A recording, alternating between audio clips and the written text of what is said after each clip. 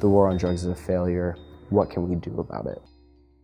My name is Anand Pant. I'm an MIS major. I also took a certificate in CS and a certificate in public policy, and I'm a graduating senior this December. I volunteer with Austin Harm Reduction Coalition, also known as AHRC. I'm also a member of Students for Sensible Drug Policy, which is an international student organization, and the local Austin chapter works very closely with AHRC. So there's things that we can do outside of here that would be very impactful. Yeah.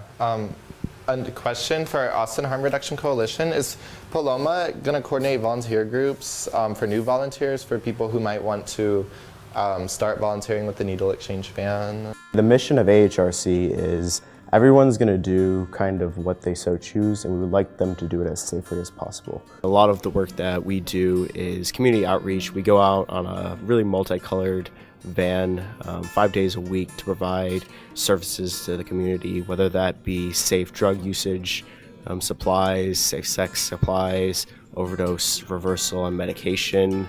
When a participant came in, we talked to them, asked them about their day, see any problems that they're having. Of course, if they needed clean syringes, we would be able to provide that for them. If they needed naloxone, which as we know is life-saving medication, we'd also give that to them as well.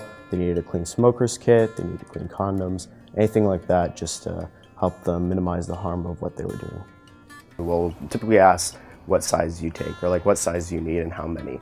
And that's just a question of asking them what size needle do they take, what gauge, and how many they would need to make it to the next time they're gonna see us. Even from the first day, I was kind of hooked.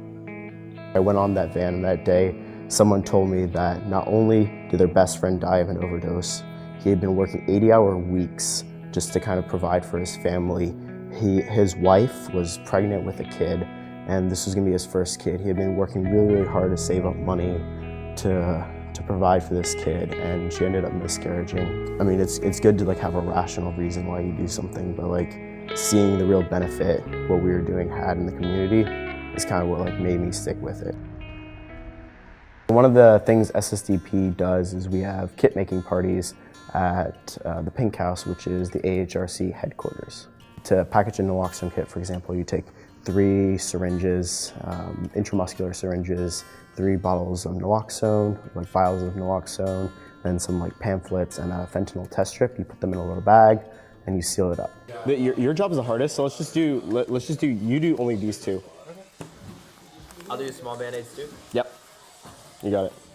So we'll just make hundreds and hundreds of these kits. So we'll make wound supply kits, wound care kits, or even just safe smoking kits. It's for heroin, right? Yeah, so you have to heat it if it's heroin. Meth is, you don't need to heat it. Like a safe use heroin kit? Pretty much. That's cool. I've had a lot of friends who've used drugs, a lot of friends who've even overdosed on opiates specifically. Seeing friends go through that themselves is just kind of just solidified in my mind that I was doing the right thing. That I was kind of just focusing my efforts in a positive direction. If what I do ends up saving one life, right? That's all I care about.